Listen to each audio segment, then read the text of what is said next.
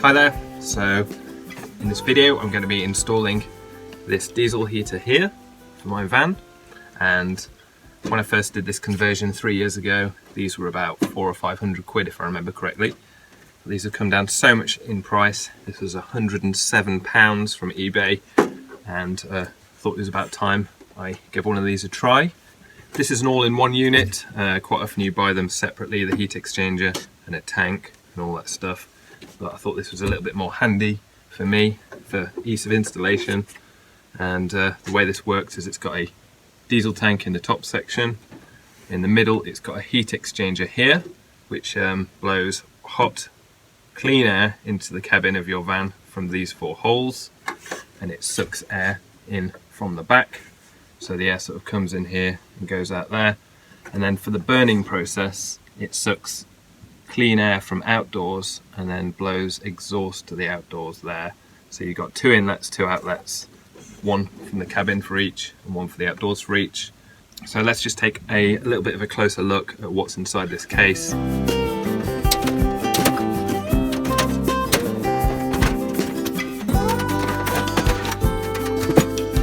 So yeah, we've pretty much got the tank for the diesel fuel there, the heat exchanger itself, and then we do have this panel at the front here. But this is wired, it's not wireless unfortunately, and the cable doesn't seem to be very long.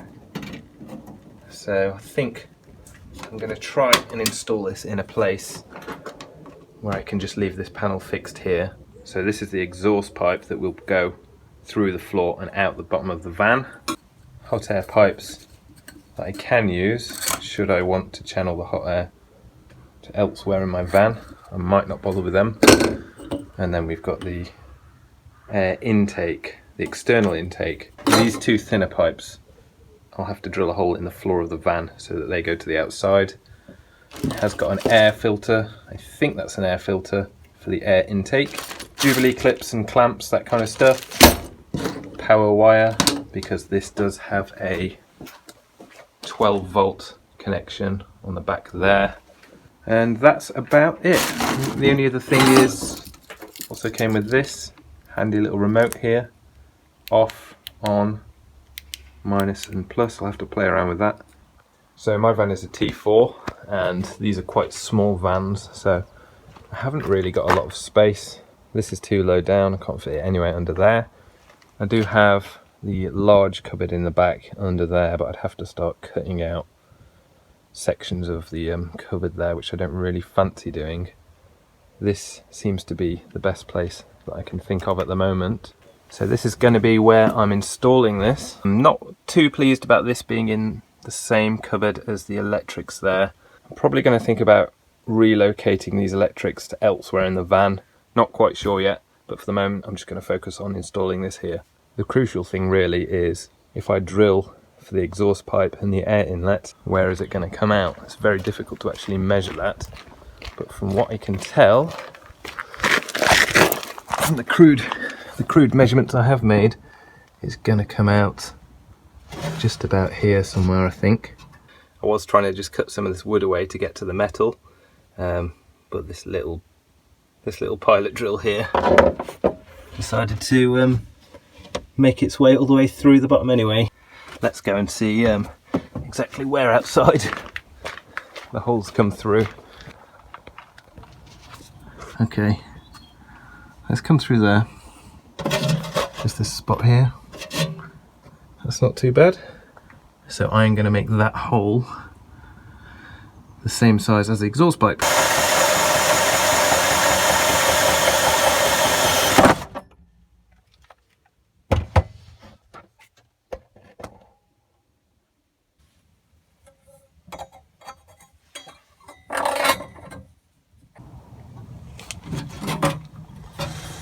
Okay, so the first hole I've made pretty much exactly lines up with the air intake, so that's fine with me.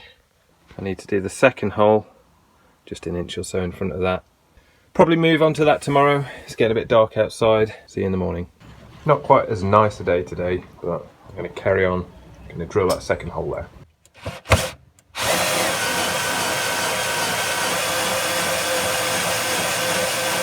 At the moment I'm just trying to cut away a larger wooden circle, get this wood out of the way, and then I'll cut a smaller hole in the metal underneath.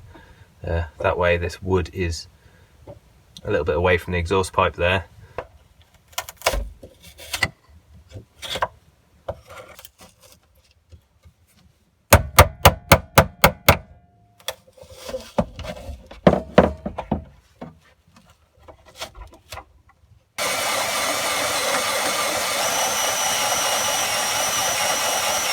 Okay, so there are the two holes.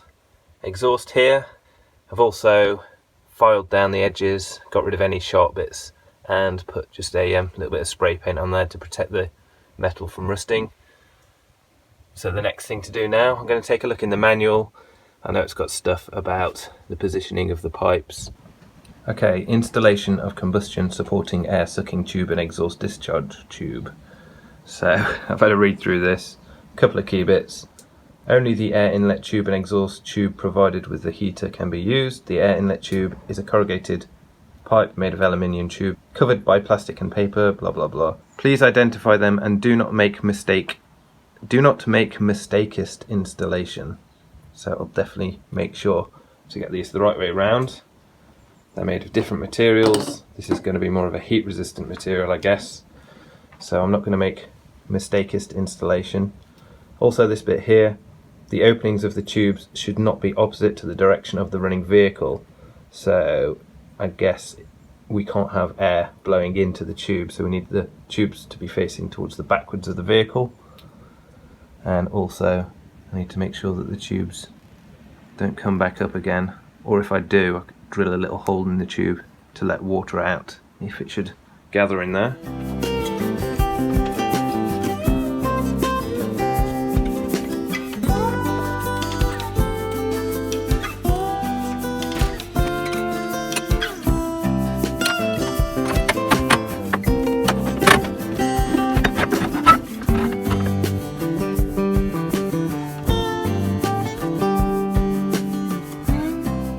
So it's the next day again, and just to show you where I'm at, this is pretty much finished.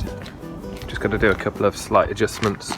You can see I've got the exhaust coming out of the side here. That's bolted on with this bracket onto the heat shield. The air intake goes down there, and you've got the air filter there as well. That should protect it from any water that might come in. For the 12-volt connection, I've got the negative going back to the negative on the leisure battery, and for the positive, I've just temporarily hooked up this crocodile clip. That is going to be replaced with an inline fuse as soon as it arrives in the post. The exhaust down there turned out pretty well, but I'm going to look into maybe getting some sort of heat wrapping stuff or some sort of heat-proof sealant. I can see daylight down the side of the exhaust tube, and that's obviously near where the fumes are coming out on the exterior. I don't want any of them seeping back in here, so I'm going to look further into that. Also got a fire extinguisher there, and I do have a carbon monoxide alarm fitting the inside of my cupboards here.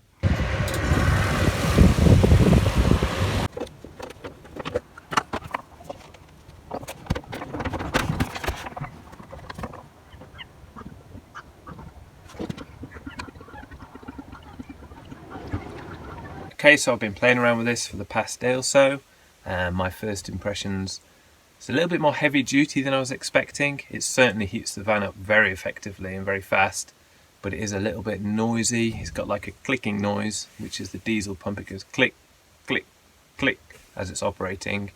I was also kind of hoping for a heater that I can just put on low and just have it running quietly, but it tends to run at its own pace. You do tell it what temperature you want, and it'll sort of chase that temperature.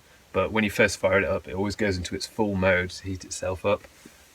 So it's sort of got a mind of its own. I'll give you a demonstration. So your basic screen here, you've got the time. It's 10 to 2 at the moment. If you press OK, it tells you the temperature in the van, 11 degrees in here. And again, we'll tell you your target temperature, 20 degrees. You can adjust this, of course, and the heater will operate based on your target temperature there. So if your target temperature hasn't been reached, it's going to burn in full mode. If it reaches it, it's then going to calm down into like a tick over mode. So if I press that, the heater's going to start up. It says on. The fans have started, and this is going to blow out cold air for the first minute or so, the first couple of minutes. I think it's doing some sort of safety checks, I'm not quite sure. But after a minute or so, we'll hear that clicking noise that I was talking about, and that's when it's starting to burn diesel fuel, and this will start to heat up, and we'll see the temperature bar inside this little diagram here will start to rise until it gets up to the full operating temperature.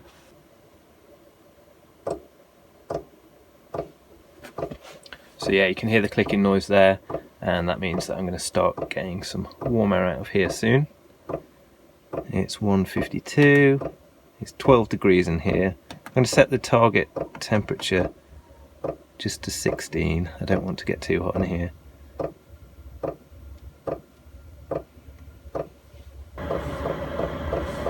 So that's picking up speed now, and I'm just starting to feel hot air coming out of here. See, this has reached 2 yellow bars now. This is going to carry on until all of these are full, all the way up to the red bars.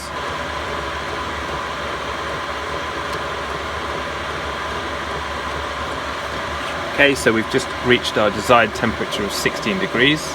What this heater is going to do now is automatically calm down into like a tick over mode, just to maintain that 16 degrees. So we'll start to hear it slowing down now.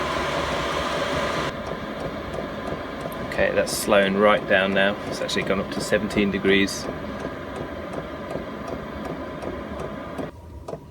And now what's happened is it slowed itself right down, but because this is such a small van, even in this tick over mode, it's still heating my van up inside. That's what I mean about it being really effective. So let's see what it does from here. It seems to have settled at around about 20 degrees C. Even though my target temperature is 16, it is operating at its lowest setting at the moment, and that seems to be keeping my van at around about 20 degrees C. So the only way that I can get it cooler is to switch that off. Okay, let's see how long it takes to get up to 23 degrees from 21. Okay, so that's just hit 23 degrees. Let's see what time it is. 12 minutes past. So that gives you an idea of how powerful this is. That just took 5 minutes to get from 21 up to 23. And this is really hot air coming out here, it's very hot. And I'm so hot in here, I've got to take my hoodie off. So this is what it sounds like outside when it's in full operational mode. Well, that's quite a bit quieter once it calms down. What I'm actually going to do is switch this off for the moment, and this is still going to keep blowing the fans until this is cooled right down into the green here, and that's going to keep it safe and help cool the whole thing down. That just takes a few minutes. And you can easily check just to see how much fuel you've got left in the tank. I'm down to there. So that's my experience using the diesel heater, and I'd recommend this. I think it's a good piece of kit. Any downside, like I said, really, it's a little bit noisy, but it's a very effective, quick way of heating up your van. It's going to be really nice in the evenings when I'm camping, certainly in the winter. And if anyone has any comments, any suggestions for improvement, or anything I've done wrong, please comment below. I'm completely new to this, so I'm going into this with no experience at all, and I'll see you in the next one. Cheers.